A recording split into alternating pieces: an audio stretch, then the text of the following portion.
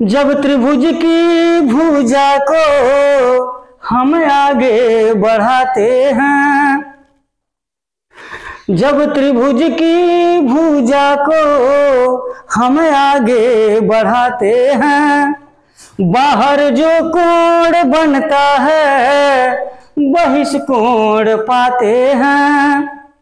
इसके मान के लिए पड़ोसी छोड़ देते हैं। ये इसका पड़ोसी कोण है और इसके दूर वाले हैं। इसके मान के लिए पड़ोसी छोड़ देते हैं। जो कोण दूर होते हैं उन्हें हम जोड़ देते हैं। जो कोण दूर होते हैं उन्हें हम जोड़ देते हैं।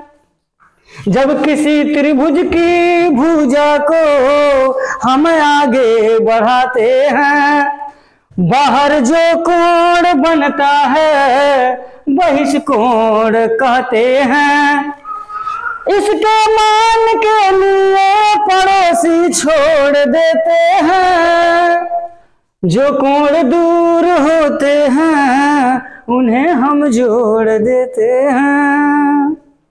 सर कुछ बच्चे होते हैं, कोई बात अगर कहा जाए, सीधे अगर कह दिया जाए तो उतना प्रभावी नहीं होता है, लेकिन उसको अगर कविता के माध्यम से या संगीत के माध्यम से बता दिया जाता है तो बच्चे बड़े आकर्षित हो जाते हैं, उनका ध्यान आकर्षण हो जाता है।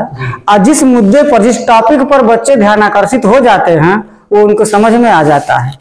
तो बस इतना है उसमें जो है। यहाँ एक त्रिभुज का बहिष्कोण है, ज्योमेट्री का एक टॉपिक है, तो उसको मैं संगीतबद्ध किया है, उसकी परिभाषा भी। तो होता यह है कि यह त्रिभुज है, ये त्रिभुज ए बी सी है, और इसकी भुजा को अगर हम आगे बढ़ा देते हैं, कोई भी भुजा, तो यहाँ बाहर जो कोण बनता है इसी कोण को हम बहिष्कोण कहते हैं। इसी को बहिष्कोण कहा जाता है, exterior angle of A triangle. अब ये जो बहिष्कोण है होता कितना है, इसकी वैल्यू कितनी होती है? तो जो बहिष्कोण है इसके पास में जो कोण बनता है इसको छोड़ करके यह कोण और ये कोण, इन दोनों कोणों को जोड़ देते हैं तो बहिष्कोण आ जाता है। ये इसको हम सिद्ध भी कर सकते हैं।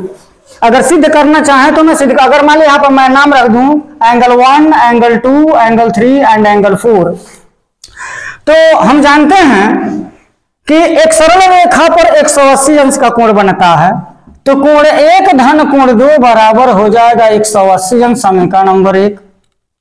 और ये भी हम जानते हैं कि किसी त्रिभुज के तीनों अंतः कोणों का योगफल 180 अंश होता है।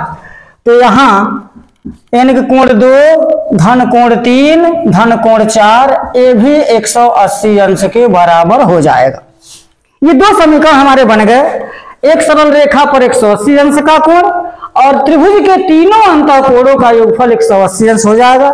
और समीकरण 1 और 2 बन गया।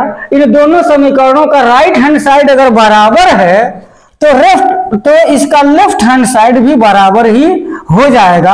अर्थात कोण 1 धन कोण 2 बराबर कोण 2 धन कोण 3 धन कोण 4, और कोण 2 से कोण 2 कैंसिल होगा तो कोण 1 बराबर कोण 3 धन कोण 4 हो जाएगा। अर्थात ये जो बहिष्कोण आया है उसकी जो वैल्यू होगी वो त्रिभुज के इस कोण को छोड़ करके ये जो दूर वाले जो कोण हैं उन्हीं को हम जोड़ देंगे तो मान निकल जाएगा। एज ए एग्जाम्पल बच्चे को समझाने के लिए अगर मैं एक उदाहरण में ले लूं, अगर मान लीजिए 70 अंश है और ये मान लीजिए 50 अंश है, तो ये कोण कितने अंश का होगा? अगर बच्चा एक कॉन्सेप्ट समझ गया है तो सीधे 70 और 50 को जोड़ देगा तो 120 अंश आ जाएगा। बहुत ही अच्छे।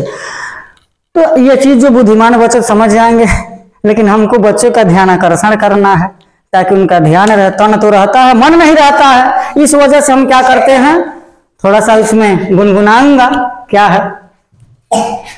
जब त्रिभुज की भुजा को हम आगे बढ़ाते हैं, जब त्रिभुज की भुजा को हम आगे बढ़ाते हैं, बाहर जो कोण बनता है बहिष्कोण पाते हैं।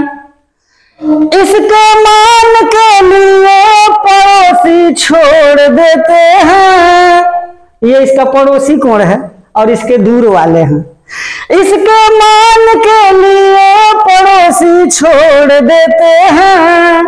जो कोण दूर होते हैं उन्हें हम जोड़ देते हैं। जो कोण दूर होते हैं उन्हें हम जोड़ देते हैं। जब किसी त्रिभुज की भुजा को हम आगे बढ़ाते हैं, बाहर जो कोण बनता है बहिष्कोण कहते हैं। इसके मान के लिए पड़ोसी छोड़ देते हैं। जो कोण दूर होते हैं उन्हें हम जोड़ देते हैं। बहुत बढ़िया कि आप गाने के साथ पढ़ाते भी हैं। जैसे इस तरीके से बच्चे जो है समझ जाते हैं इसको।